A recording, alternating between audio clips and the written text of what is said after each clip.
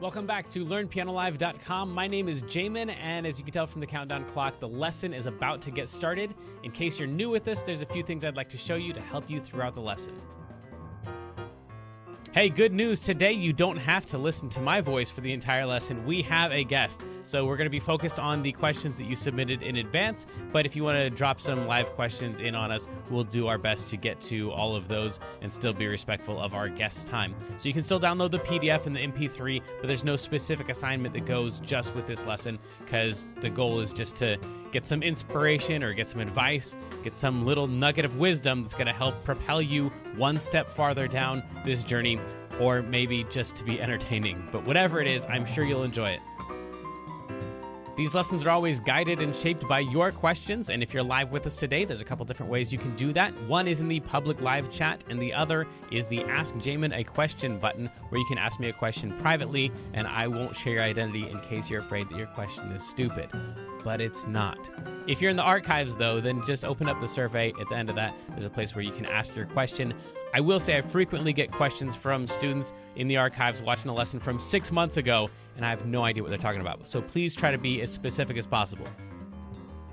If you're watching this at LearnPianoLive.com, there should be a PDF and an MP3 button right next to this video. The PDF will often have additional video links inside so you can get more in-depth instruction on each of the topics. And if you're the kind of person who likes to print out the PDF so you can make the same notes on your physical version as I'm making during the lesson, now would be the time to do that. The MP3 is just a play-along track so you can practice more after the lesson.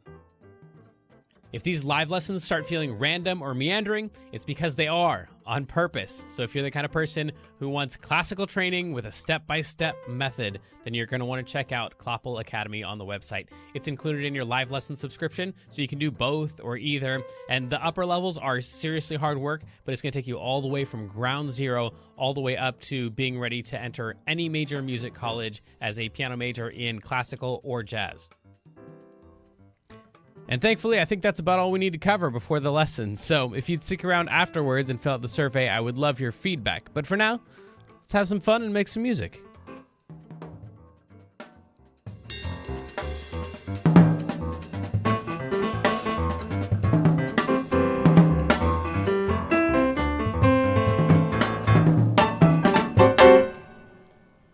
Welcome back to LearnPianoLive.com. We are privileged today to have Joe Mazzaferro, trumpeter, in studio answering your questions. And he's one of those guys that when you listen to him, you realize that no matter how much you practice, you're just not really ever going to be that good.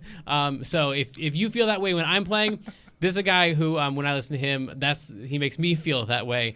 Hi, Joe. Thanks for being here today. I feel that way all the time, too. So. When you're listening to who? Who do you like listening to? Anyone. Okay. No, it always depends. I mean, I have, all the great jazz trumpet players, Miles, Dizzy, Louis Armstrong. Like, I still listen to them on a regular basis. But I always try to check out a lot of more modern guys as well. So just, I can't really think of any off the top of my head right now. But I'm actually listening to mostly saxophonists right now. I don't know why. I just am. Okay. But that's really interesting. Here, I also just grab that mic and just cram it right in your face there too. There that's wonderful. Yeah, cool. Okay, so then let's talk about that then. In jazz, everyone wants to be a trumpet player. Everyone is. I mean, it's all Louis in the end, essentially. So then. Like, as I'm trying to teach pianists to think like a trumpet player, and now you're saying you're listening to a lot of sax music, why and how do different instruments affect the way that you approach the music? I don't play any brass at all, so I've got some experience in all the rhythm section, but then like how trumpeters look at the world, I only know from what you tell me. Well, like you mentioned, a lot of it all comes from, if not all of it, most of it comes from Louis Armstrong, and just seeing his influence and how he influenced other people. So if you look at, his influence on Coleman Hawkins, who's a tenor saxophonist, and his influence on all these other tenor saxophonists, it all kind of goes back to him. Same thing with piano, like Earl Father Hines, who he played with a lot in his early days, was originally a trumpet player and came back to, not to playing trumpet, but played a lot with Louis Armstrong and had a lot of elements that kind of came from the trumpet. So Right. looking back and forth between, those instrumentalists just kind of all ties it back in. Yeah. It all kind of comes from the same place, which is Louis Armstrong. So with jazz, it's more of a, I think if Louis Armstrong was a saxophonist, it would have been the same thing. It would have been, it all comes from that instead. Because it's all just language and, yeah. Yeah. Okay. So then, can you tell me a little bit about so you're teaching at Cal State Stanislaus. Okay. You've been teaching now. This is gonna be your 7th year.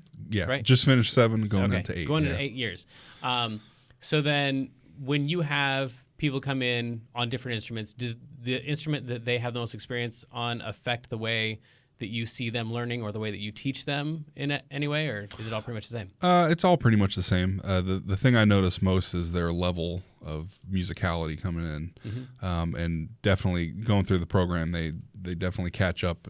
Some students come in, they're perfectly at the level they're supposed to be. Some are a little behind. We have to get them into remedial courses, but for the most part, it's all about musicality and how much they learn and how much work they put in.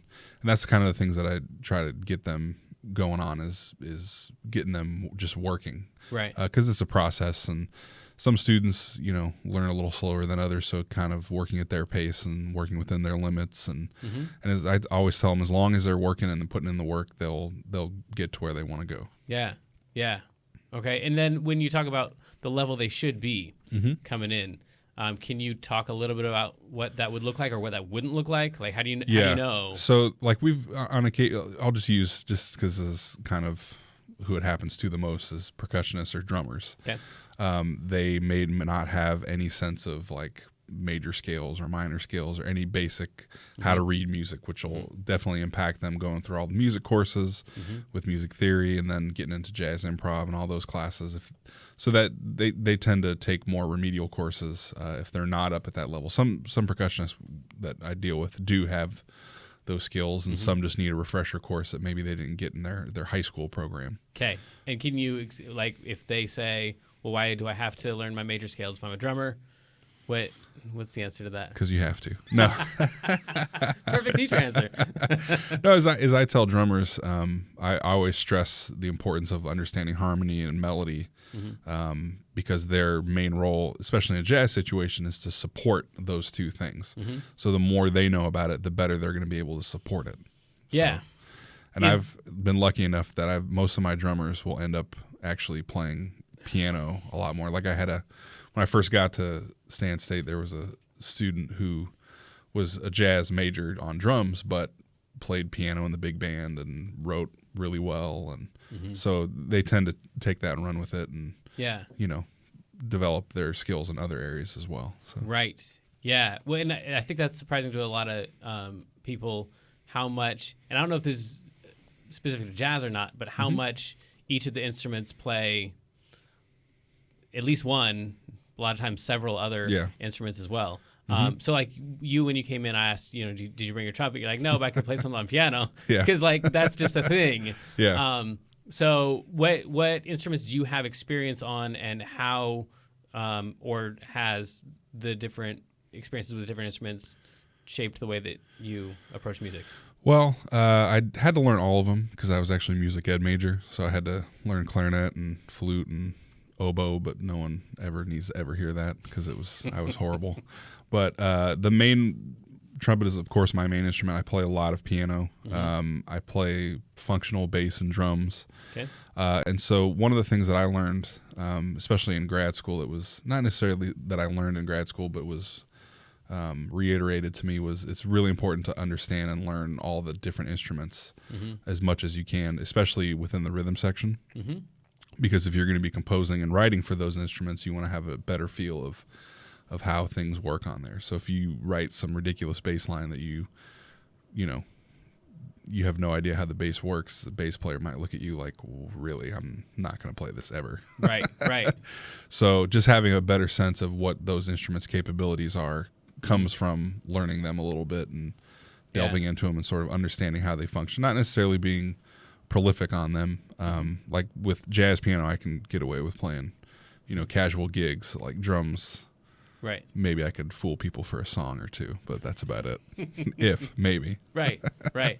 Well, and like hearing you play piano or drums or bass, like for the types of students that we have a lot of that are like just trying to get into the music, like Joe plays everything. Like he's a pro at everything. You say you could get away with jazz piano at a gig. And to you, that's like, well, yeah, but I'm really a trumpeter. Yeah. So, like, can you talk about like numbers of hours of difference, or why you prefer one over the other, or how? Well, for me, mindset. piano is probably the most important instrument that you need to understand to be more of a complete musician, because you understand harmony. It's all laid out there. Can I ask, at what point in your development, your education, did that perspective, that theory, start to? Did you start on trumpet? Did you start on piano? Yeah, I have never had piano lessons other than in grad school I had lessons with the jazz piano professor at my institution who but it was mostly about harmony, so it wasn't like about technique or anything. But yeah, I started on trumpet, and I didn't start playing piano till somewhere mid high school, 10th or 11th grade. Okay. And it was just because I was curious about harmony and taking a theory class, and then there was a piano in my parents' house, and it wasn't until I went to college where I got an actual jazz piano lesson from, ironically, a guy who is actually originally a trumpet player who plays more piano, and he gave me a couple lessons on how to voice lead, and I just went with it and just started picking people's brains and developing my skills on piano, and a lot of that, the more I've played piano, the more I understand how much it helps me with a lot of things. Plus, if especially when you're in college, all your teachers tell you got to practice all these hours. It's impossible to do 3 or 4 hours straight on the trumpet. So I would use the piano as a way to do something else constructive, but not blow my chops out. Right. And so I just I'd practice for an hour on the trumpet and do my technical exercises, and then play some harmony and tunes on the piano, and then go back to doing my repertoire, and then more piano. And right. And so when you say it's impossible, that's because you're using your lips. Yeah, physically right, it would be like, I'm just going to run, 20 miles every single day. That's not going to happen. Right. Yeah. Well, and that's funny that you say that, because I was a jazz saxophone major, and I'm assuming I ran into that same thing, because I would end up playing piano for a lot of my practice time, but I thought I was just cheating and wanted to play piano. Yeah. But yeah, there was definitely that. So for all the horns, then is that a thing? Absolutely. We've all been doing that, and I thought I was the only one. No. Yeah. And I try to tell my students all the time, like, and sometimes it's hard to remind them of, okay, I do have a couple saxophonists who they spend a lot of time on the instrument, and it's like, no, you got to also learn piano, because that's going to help your understanding of how these tunes work more, and you're going to learn tunes quicker and understand the harmony behind them more, and get it into your ear and develop your skills. Yeah. Well, I appreciate the pitch for piano lessons. Yeah. That's great. Yeah. Oh no, absolutely. Yeah. Okay, so tell me, we've got this big monster collage of questions that have to do with what are your favorite courses to teach?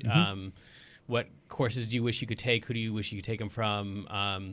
Somewhere in there, we talked about it a little before. Is there what's most interesting to you about jazz or trumpet or music? Man, those are tough questions. So jazz, the thing that to me that makes jazz really interesting is you have much more freedom to create and express yourself. So, definitely in classical music you do as well, but you're more, not imitating, but expressing what the composer's intent was. Where with jazz, you can take any tune and make it your own, and you're still doing that a little bit. If you're playing a sad love song, you're not going to want to be happy while you're playing it. But taking your experiences and then, delving into that and expressing what your experiences are and how you feel about certain things. And I think to me, that's the most exciting thing about jazz. Right. And the ability to improvise and the ability to play with other people. And it's not like classical music where you're working towards a goal of, again, what the composer's intent is, and you're still working together, but now you're working together to create, your own sort of thing. Right. Right. And that's how, for me, has always been like, I'm not a fan of classical music just for that reason. Just because, like, well, someone already did this. Like, why am I interested in saying this the way they said it? Yeah. When I've got my own things I want to say. And I have run into students now who don't have anything to say. They're just like, well, I just want to play the right notes. Like, whatever I'm supposed to be doing on this instrument, I want to do that. I just can't really relate so much to that. So, but all the professors that I've met with or whatever have always had like that. Well, yeah, but classical is just as legitimate as jazz or whatever. Can you convert me on that? Like, a passion for classical. How do I relate to that, or do you? That's a great question. I don't know. I mean, because I don't have anything against classical music, and I love classical music as well. It's really interesting. And to play? I don't play it a lot just because I think most people see me as a jazz musician. If I had more time, and I would definitely I'm regularly working on excerpts for orchestral stuff just to keep my technique up and learn classical music a little bit more in depthly. Yeah. But it's I don't have anything against it. Yeah, well, and I don't either. Like, people like it. I'm like, I'm okay with you liking that, but I just I can't relate to the, like, there's so much in art. It's just like, the whole point is for me to say something. Like, why would I say somebody else's thing? But I guess it's the same thing in theater. Yeah. Technically, I mean, you're saying other people's lines the way that they would want them said or whatever. So to me, that's. Yeah, but I think with classical music, and that's where it gets really interesting because you can interpret the music a little bit differently, and and that's great too, and that's why you hear different symphonies, local symphonies compared to the New York Phil, for example. It's not just about the level of technique, but the level of artistry and all of them that so you can hear Beethoven Fifth Symphony one way, and then another group plays it a completely different way. Not completely, but has their own interpretation that somebody might like one or the other better than the other. So. Yeah. Okay. Yeah. Cool. Any courses that are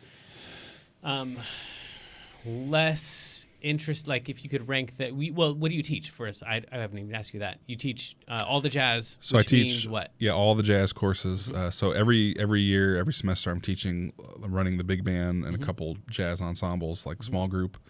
But then I also teach. We have like a rotation. So every year, I'm always teaching jazz history and jazz pedagogy, so the art of teaching jazz. And then there's a rotation. So this last year I taught jazz improvisation 1 and 2. So that's just getting into jazz improv and taking the students and developing their skills. And then next semester will be jazz theory and analysis, and then jazz arranging in the spring. Then I also teach a jazz piano course. Okay, and when you talk about jazz arranging, you're talking about like for big bands? Yeah, so we start with basic, like we start getting into how to take, like, arrange for a trio or a quartet where you have the melody sort of changed a little bit with a standard, and then the rhythm section playing different things rather than just going in and, okay, you're going to play the melody and you're going to just comp. It's more arranged and constructed. So it starts real simple, and then we add 2-horn arrangements, 3-horn, 4-horn arrangements, and then we start getting into dealing with big band and all that kind of stuff. So it's a general overview of everything, with giving students the skills of how to arrange and reharmonize and work with different instruments and all that kind of stuff. Is that course pretty much the same each time you teach? Is it kind of go through the same set of things, or is there? Yeah, I mean, it's laid out in a way that we start with reviewing a lot of theoretical things and jazz harmony things, and then getting into, we always do a trio or quartet arrangement, 2-horn, 3-horn, and then getting into big band. But the material and what we're studying will often change. So, and then what the students are doing, because I always let them decide what tunes they're going to arrange, and depending on their level, one student might bring in, like the last time I taught, I had this student who did On the Sunny Side of the Street, and it's like his favorite song. Okay. And he started as a trio and then ended up working it into, I think, a 3-horn arrangement. Okay. So, that was something that I allowed him to do. But Yeah. I'm a little bit more flex. It's not like here's the exact way you need to do it every time. Right. Where you're only going to arrange this tune. It's definitely, here are the skills. Now we're going to take whatever you want to do Right. musically and try to fit those skills into that. Right. Yeah, that's cool. So it's Yeah. kind of like a band that you would get. Like it depends on the skill level, what you're going to be able to do with them and stuff. So I'm guessing like the pedagogy class and the history are more like they're just kind of set out. They're kind of scheduled out. Yeah, jazz history is pretty much like we just cover from the beginning to as far as we can get to today. What's your favorite part in that? Favorite part of jazz history to teach or to talk about? The thing that it's not necessarily, I love all of it, so it's hard because I love, and the funny thing is I had less of appreciation for the early part of jazz. I mean, it's like, of course I know who Louis Armstrong was, but getting deeper into that was really like, wow, I have a lot of holes in my my development here. So and that was, when I first started about 10 years ago. So now I just love talking about all of it. But I think my favorite thing is because most of the time I'm teaching non-music majors and they're just GE students. Okay. And so seeing them, especially the ones that come in with jazz, and then they end up finding a really great appreciation for it. And that's kind of my favorite thing. And that's cool. Seeing how they change and start to form musical opinions, and this music that was foreign to them is now, oh, okay, I kind of get this a little bit. I still don't understand, but I'm working to understand, and I understand the elements and how it works. And right. Because I think most people think jazz is just noise, and they don't understand there's a lot of structure to it. And when students are mostly dealing with music that's pop music that's real simple and easy to digest, I think jazz is like, oh, this is I don't get this. And, right. So seeing them understand it more is really cool. Right. And I always have to like relate it in my mind to like my perspective on art. Yeah. Because like there's just so much of that, like Picasso, like I don't know what's going on. Like it's just crazy to me. I think that's the way a lot of people hear jazz. It's just like you're saying, it's just a bunch of noise, and to be able to sort that out and like see people get the realizations of what all the parts are. It's really cool. Yeah. I want to be respectful of your time here. We've got a couple more questions, and then we'll go to the chat rooms. Kendra, look like you got some stuff there to ask. Yeah, a request for Joe to play something on piano. Uh-oh. Are you all right with that? Sure. Okay, cool. Yeah, that's weird with the cameras and stuff, but whatever. Let's have some fun. Oh, right now? Yeah, is that all right? Uh-oh. Let me think about it. Sure. What I'll play, and then we'll come back to it. Yeah. Okay, cool. Tell me when you are so this is perfect. So let's say you had your trumpet here, and we're just gonna call a tune. What tune would you call, first of all? I always tell people I'm really bad at this because there's so many tunes that float around, and I'm like, right. I don't know. Why don't you? So I'm more flexible, and right. Like whenever I play casual gigs with musicians, like I had one a couple weeks ago, and I was like, all right, we'll just go around. You pick, and then from there it's like, okay, now I get the feel of what you guys want to play and what you want to do and where we're going. And okay. So I'm always open to play whatever. Okay. But I usually, I don't know. I'm usually bad at that. Right. Yeah. Well, like you said, there's so much there. Yeah. Are there any tunes that you don't ever care to play again? Not really. No. Not yet. Anyway. Okay. What about people are starting out? They're going to learn 10 tunes. Are there any that are more important than others? Because like you're talking about, there's just so many. Yeah. The ones I always direct students to, it also kind of depends on their level. If they're very new to improvisation, there's like the impressions and So What and simple blueses, Song for My Father, songs like that. But if they're a little bit more advanced and they have a little bit more musicality and ability to improvise and learn tunes, I usually have them learn tunes that you would typically hear at jam sessions or typically play at gigs.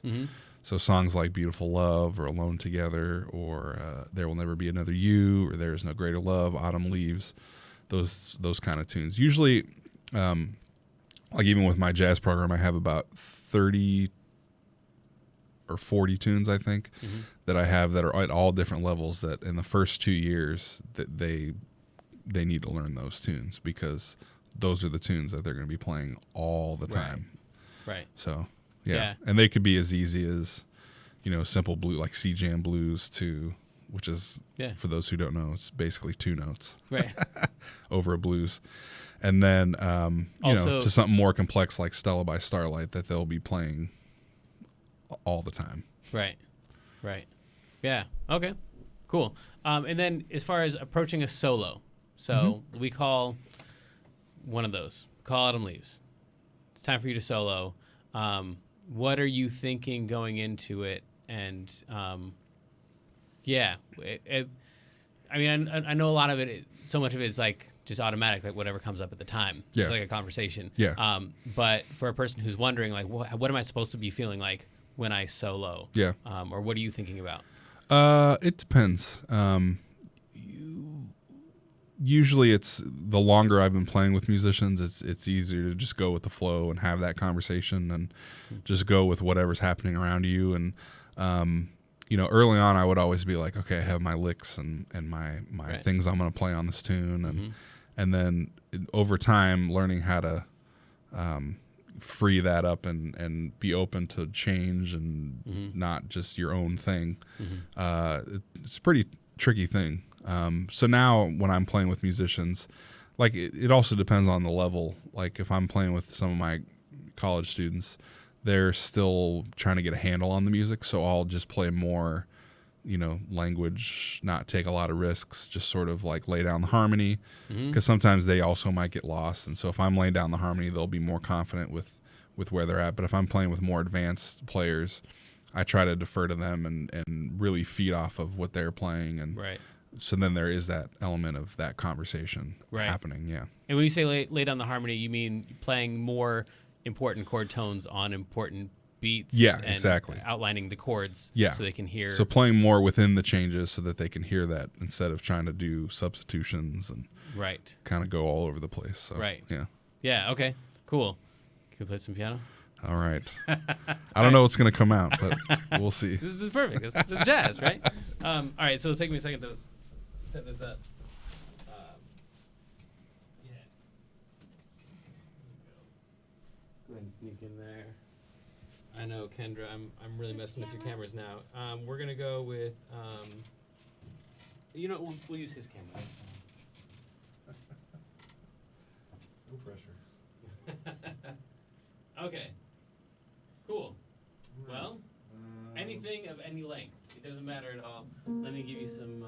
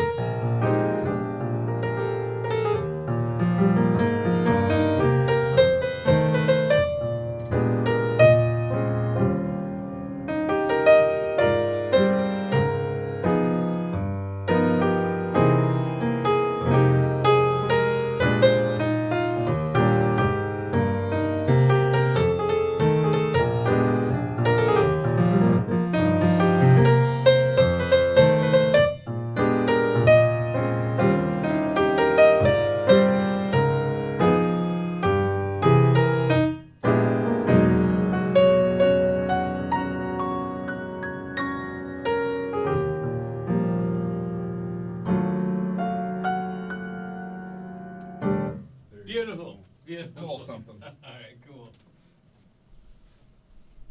It's the only tune I know. No, I'm just kidding.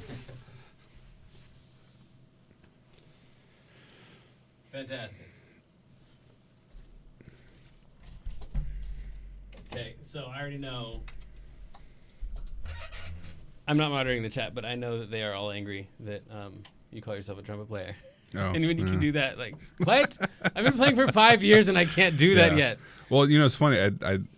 I'm looking at this wall over here, and there's Dizzy and Miles over there, and a lot of people that aren't really deep into jazz don't understand or know that Dizzy Gillespie and Miles Davis actually played a lot of piano, and it was Dizzy who told Miles, like, if you want to be successful, you got to learn how to play piano.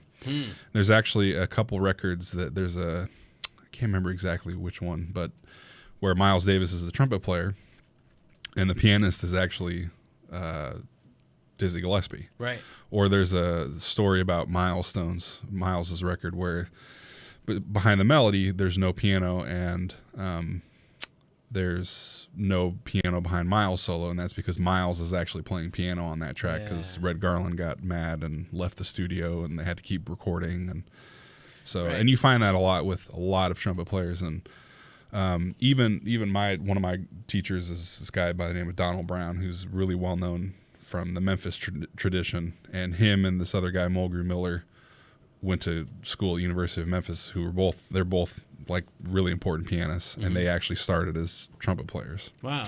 And didn't start playing piano until they were in about college. And same thing with, like, if you look at Terrence Blanchard, who's a ridiculous trumpet player who was a film score composer, and he plays all sorts of piano, and so it's the more I'm in the music, the more I when I talk to other people, everyone is playing piano, like that's up there. Yeah. Like, and that's why, like you were asking a question about drummers earlier, that's why I expressed to them how important that is, because the drummers who are really making stuff happen, they really know tunes, and I've even seen, I won't say who these people were, but I saw a well-known drummer on a gig I had with him, like internationally known, yelling the chord changes at a bass player because he didn't know the changes. So, so understanding that, it's super important. Yeah. Yeah. Wow. Well, thanks. I got some other stuff. We'll do a rapid fire thing here. Sure. But first, talk to me, because for a lot of beginning, and when we say beginning, having only played for a couple years, a few years, several years, students, like, there was between, like, you, Miles Davis, Dizzy Gillespie, there's a lot. Any of the guys. Well, from your perspective, can you talk a little bit about, like, what you respect about what they do, or like, if you're practicing right now, what do you practice? What's the point in practicing if you're you? Yeah.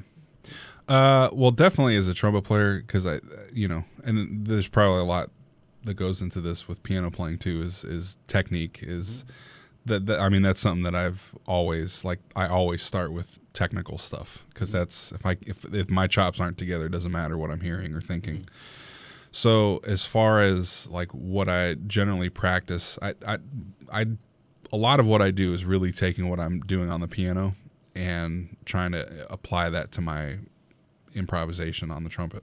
Wow. Okay. Yeah. And so, so there's, sometimes it's just a matter of, okay, I'm hearing these colors, and, there's the great tool on the piano, the sustain pedal. So if I'm feeling like, I need to be more expressive on these types of chords, I'll play them in different keys and just hold them out and just play the trumpet over the top of them to sort of help facilitate, the colors and getting them into having it in my ear while I'm playing it, so I don't, because if I'm sometimes I feel like I'm a little, attention deficit, and if I don't have that behind me, I'll just go, let's just play this tune I've been thinking about, and, I'm not practicing what I'm supposed to be practicing. Right.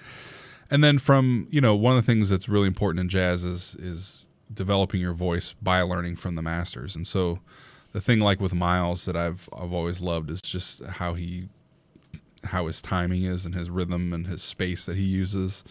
And then with Dizzy, just the technical facility, which I had the opportunity to work with some really great trumpet players last spring, and it was like Dizzy, and it was like, I got to come back to Dizzy, because that's where a lot of stuff is. Right. Yeah. And so, they were mainly talking about, like, the range in his facility and the things that he talked about because those guys had opportunity to work with him at one point. But then jazz wise, it's just, I mean, he's kind of an anomaly, because he's so out there harmonically, but in a positive way. Mm-hmm. Where I mean, he's so different harmonically that it's kind of a hard thing to replicate and study. But getting into that is always a treat. So yeah.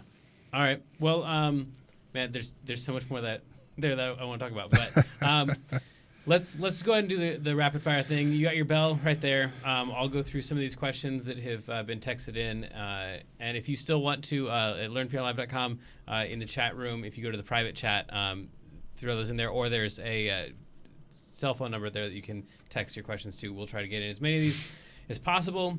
What are your other interests outside of music? Music? No. It depends on the time of year, because I actually love to barbecue, and that's one of the things that I love to do. So smoking meats and all that kind of stuff. Okay. In case you couldn't tell, I like to eat. So. Okay. And then I'm an avid golfer. I'm terrible, but really? Yeah, okay. I'm horrible. Okay, that's a time suck. Yeah, I like to explore the course when I'm out there. So exactly, sightseeing. Okay. What is something you were good at that your friends might be surprised that you did? Well, there's piano, which your friends wouldn't be surprised at, but all of my students would be. Yeah. Anything else that you're good at that your friends would be surprised? I don't know. No. That's a good question. 3 most important albums to own. 3 most important albums to own, like for jazz wise, or it doesn't say. Well, for jazz, definitely Kind of Blue. Mm-hmm. Coltrane's A Love Supreme, and my record in terms. No, I'm just kidding. we can talk about that. There we go. Right there. Do you have? We'll put a link to that up there too. This was 2017, right? Yeah. Fantastic stuff. Fantastic stuff. Yeah. So the albums that I generally gear students towards right away is the 4 that were done in 1959 that are super important. Okay. And those are Kind of Blue, Miles Davis, Mingus Charles Mingus, Shape of Jazz to Come, Ornette Coleman, and Time Out by Dave Brubeck. Okay. But then also Coltrane's Love Supreme. Okay. So those are the 5 that I generally direct students to who are new to the music, because it really gives a whole, especially the 4 that were done in 1959, a whole spectrum on, where jazz came from and where it was going and where it continues to go. Right. Okay. And is there any pretext to any of those? Like, I don't know what to tell students that are like, if I recommend a Mingus album, like, just listen to it and we can discuss later. Well, definitely on like Mingus the cool thing about that is you hear a lot of the history and sort of also more progressiveness. Okay. So you hear like he has a tune on there called Jelly Roll that has that New Orleans vibe. Right. Open Letter to Duke, which has a Duke Ellington vibe. Better Get It in Your Soul that has a church vibe. So it's real. The Shape of Jazz to Come is not as accessible as the other 3, but definitely they're very accessible and have a lot of information and a lot of exposure to a lot of different things. Okay. So I find that students also kind of grasp onto those a little bit more, because there's so much different stuff that people can relate to who don't. Because if a lot of people have heard church music, so they can relate to a lot of that. Okay. I gotta go back with that perspective and revisit that. Appreciate that. No. Favorite gig ever? Favorite gig ever? The ones that pay the most. Amen. Amen. No, just going off of a couple that I've done in recent years. One was for me, I think more of my favorite gigs are about the people that I do it with, but then also sort of the height of what they are. And so 2 that come to mind I got to play real quick, the height of what they are. What do you mean? Oh, sorry. The height of like who I'm playing with, or the venue that they're at. Right. So one of the things I got to do in, I can't remember what year it was now, 2014, I think. I got to play at the Monterey Jazz Festival with one of my old teachers, and they did the music of Mulgrew Miller and James Williams, and I got to see there was a little panel discussion between the 3 pianists that were being featured on this series, and it was like just hearing them talk, and but then also having it be, they're talking about all this history and stuff they were part of, but also that it's at the Monterey Jazz Festival. It was like, wow, this is really amazing. So Yeah. that was really cool. And Can you drop some names? Because you've talked about like former teachers and stuff. Yeah. Who are some of the most influential people in your development that you've known in person? Yeah. So the first person is this guy by the name of Patrick Langham, and he was my jazz director at University of the Pacific, where I did my undergrad. And it's really interesting because he was, really like a mentor to me in college, and I was always picking his brain about jazz, and he was always helping me out. And then he actually helped me get into University of Tennessee, mostly because he exposed me to those people, because he went to the school there and brought those guys out, and so I was like, oh, I'll just go check it out, and it ended up being really great. And now he and I are like super great friends, and I can call him anytime, and he'll be there to help me. Yeah, that's cool. Unless he's asleep, I have to call a few times to wake him up. But yeah, so he's definitely one of the more influential people in my life. And then also my old teacher Donald Brown, who was a part of the Art Blakey and the Jazz Messengers when Wynton Marsalis and Branford Marsalis were in the band, and his knowledge of music was, it was every lesson I'd go in and I'd be like feeling good because we'd work on the stuff he gave me, and it was like, oh, I feel good. This is amazing. And then the next half was like he'd give me all this new stuff, and it was like, right. What? Yeah, right. And I'll never forget, we had a lesson where the whole lesson was on diminished harmony, and he was just throwing all this stuff, and I was like, oh my God, wow, this is. And he says, oh, I'm just, I'm 50-something years old, and I'm just barely scratching the surface. And I'm just like, I quit. Right, yeah. I'm done. Yeah. Well, So, my favorite teachers have always been the ones that, like, whatever I felt going into it, I felt the opposite leaving. If I go in real confident, then they just have the ability, within, the little amount of time that we have to just show me how much there is to do. But then the opposite experience, too. Like, you go in, you're like, I haven't practiced, it's going to be so embarrassing. And then, you go in, you end up just playing. You're like, oh, yeah, music. I enjoy this thing. I forgot. Yeah, it's funny. I had my trumpet teacher in college. He's Lenny Ott, and he's a really funny guy. And he used to have this psychological way of making you practice when you didn't. So I'd go in and be like, oh, I didn't practice. And,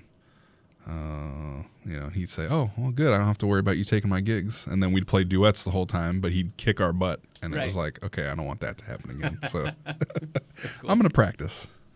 Cool. Any other influences we didn't get to? I kind of interrupted you. No. Okay. Yeah. Sorry, just trying to filter through these. Not ask the same question twice.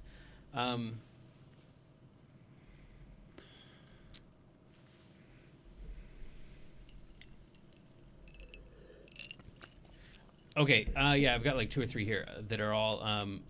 What's the most frustrating thing about other instrumentalists? Is there anything particular about other instruments that are frustrating if they don't have their stuff together, or what is your role in the band? It has to do with how you interact with bass players, how you interact with drummers. But if we can kind of group that stuff together to talk about. Yeah, from a teaching or playing perspective, or. It sounds like mostly you playing in a band, and playing with other people. That's part of being a professional is you start to get a reputation for how you play. So the thing that I usually select guys or females that I play with is not only their level of musicianship, and that's just from whether or not I hear them play, or the word that goes around about them on the street, and then also what kind of person they are. If they're cool and they can, because there's you always get in any work situation where there's people that are really difficult to work with. Yep. And so I tell students all the time, I don't really care how great of a player you are. If you're a jerk, I'm not going to hire you ever. Yep. And I've had to tell people that when they've been like, why don't you hire me? Well, I don't really like you. Right. It doesn't happen as much these days, but yeah, I think those are the 2 most important factors. And then, depending on the group, now I've gotten to a point where I think a lot of the musicians I play with, I'd say there's about 10 or 11 that I play with regularly. They all know my music enough, and they know what to expect. And Right. and that's just like any other situation. When you go in, when I have just as an example, I have a friend, Levi Selua, who I play with a lot, and his music is very demanding, and mine is a certain way. And whenever he's playing my music, he knows what to expect. And whenever I'm playing his music, I hope he knows. I hope he thinks I know what to expect. And, Right. Yeah. Can you talk real quick about what that would be? Like, what's the difference between your music and his music? He's a sax player. Yeah. Primarily. Yeah. It's hard to explain, but there's a lot of similarities, but his is a lot more harmonically open, but not. I think there's a lot more color, and but there's a lot of opportunity for openness. So, but I think when playing other people's music, you really just have to know it, whether it's your style or not. And so I think that's like the people that I play with the most. That's what I respect about them too, is that they've taken the time to learn my music and do it justice. And I even have some friends who I play with, some that actually were back in Tennessee that I played with one recently, and he's always apologetic when he feels like he can't play my music correctly, and it's like, no, you sounded good. Yeah, it's fine. Don't worry. Right. So yeah. But I think that goes back to what you were saying too, which I think gets underemphasized, which is just like being a cool dude. Yeah. Like just being respectful of other people and their time and their music and stuff. There's a few players I can think of that are just like, they're incredible. They do nothing but practice all the time, but they get there and either they're so political or they're so like territorial or whatever. It's just like, and then they get mad that people won't hire them, and they think it's for this reason, that reason. It's like, no, it's not because of any of that. I know that's what you're mad about, but it's really just because you're a jerk. But and the thing too, I always tell people that play with me for the first time, if they do struggle to learn my music, it's like, okay, I'm not going to be mad about that. But if you come in next time and it's no better, now you know that's a problem, right? So it's, and a lot of the people that I look for when I hire, I know they're hardworking. So even if they're maybe, I'll give another example. I used to run a jam session at it is still there, Capitol Garage, and then we moved to the Naked Lounge, and I hired this young drummer named Cameron Womack who didn't know anything. And the first couple of gigs that we played together were really rough. But he just continued to work and work and work and work. And now I call him all the time, and he knows my music. And, and now I know that no matter what, he's going to put in time for me and work hard. So, yeah. Well, and, so as the last thing, 'cause I'm not going to get to all these. Hopefully we can like tag you for a couple follow-up questions, because people are going to be upset if we don't get to their question that I thought was like something else that wasn't.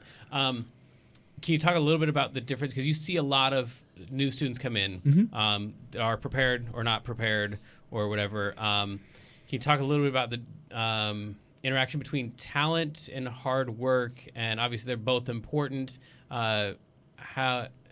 What's the without giving names, what's the least amount of talent you've seen, or the most amount? Like, how do you know when someone comes in if they're gonna make it, or I think a lot of, especially adult students, wonder if they should just quit. Like, is there any point to doing this after they spend a week trying to learn a song and they still don't know it yet? So the talent does not always mean the success, and I think that people miss that a lot. You mean in the music or in as a career? Both. Okay. Yeah. So I think that, if like just as an example, I went to University of the Pacific, and I was there the first year of the Brubeck Institute, and I thought I was hot stuff. I was like the best jazz trumpet player in my high school, which wasn't saying much really. Okay, right. And then I got there and I heard these guys, and I was like, wow. Yeah. And so to think where I've gotten now, I think that I've been pretty successful. And I mean, some of those guys are like, they're playing like ridiculously. Yeah. But the fact that I've put in all this hard work and I've gotten to where I'm at, it's like, okay, so those guys were on their path, right, and I'm on mine. And that's one thing that's hard to remember, is you're often comparing yourself to other people, but my success doesn't look like someone else's success. And so remembering that is really important. But again, I think that there is a level of, when I do see students come in, some are talented and they don't put in the work because sometimes it's just too easy and they don't know how to work because it's become so natural to them. Right. So getting them to understand how to work is really important. And the same thing with the people who are hardworking. It's, making sure that they understand that that's going to get them somewhere. Right. Yeah. And so, to me, it's going to take as long as it takes, and you're going to have peaks and valleys in your development. And, like some of my young students, they struggle with learning tunes, and it's like, and they just want to quit. And it's like, no, if you learn this one tune in a month, right, the next time it might take 3 weeks. And then all of a sudden, when you're out there in the professional world and you have to learn somebody's music, you're going to be able to learn it in a week, a whole library of stuff, rather than, right. It's not going to take you a year to learn 10 tunes. Yeah. The cumulative effect of learning how to learn quickly. So I always tell students, as long as you're engaged in the process of learning music, and for me, that's always, are you listening? Are you transcribing? Are you learning language? Are you learning tunes? Are you learning harmony? If you're doing all of those things, and sometimes, you might have to do more harmony than transcribing, or more transcribing than technical stuff, or whatever, that you're gonna develop, and it's gonna get easier and easier. And I think too, the other thing is, I find with students today, they're very, which you got these little things in our pockets. Everything is so instantaneous that they forget that it's gonna take time, and look back in 2 years and see how far you've gotten, rather than 10 minutes, right? Because it's not going to look like anything, right? Well, and there's also having the availability of everything at your fingertips also means you can see everybody else out there who's half your age and twice as talented as you, and just get depressed. Especially as older students, it's what's the point of even trying if I'm not going to be Joey Alexander by the time I die? And he's, And just as an example, the people that you see at the height of everything are both talented and hardworking. And one example is, I don't know if you're familiar with this guy, Stefan Harris. He's a ridiculous musician, and he's also a really smart business person, and really studies that. And he has this whole harmonic approach and the way that he teaches, and he's put so much time and I remember I saw a master class with him one time, and he did this whole 2-day master class that was this ridiculous theory lesson, and at the end of it he goes, I'm not talented, I just work hard. I'm like, no, you're also talented. Like, that's why you're where you're at. You are, yeah. But that's the thing with seeing, why those people are successful. It's not because they're talented. Talent only gets you so far. If you're a hard worker and you are professional and you're on time and you're always prepared, that's what's going to get you to the next thing. Because I've seen guys that are really talented that fizzle out because they're not hardworking and they're unreliable. And it's sad, but more work for me. So cool. Well, like I said, there's a lot more that we could get to. We're talking about some of these subjects. Who is someone else? If you were going to talk to somebody else about this, who else should I try to get in that chair? If we were going to have somebody else in here about that, can you think of anyone that's like, who would enjoy talking about this stuff? I can tell you off air. Okay. But yeah. Okay. Cool. Yeah. Cool. Okay. I don't want to throw him under the bus. Right. I understand. And then hopefully, like I said, we can tag you with some of the follow-up questions here. We'll try to group them into as small a list as possible. But cool. It's been great. Thank you all for your questions and for sending stuff ahead of time so we can plan all that out. If you have more questions for him, then let me know. We'll try to sneak all that stuff in. And until next time, good luck. Have fun. Love you.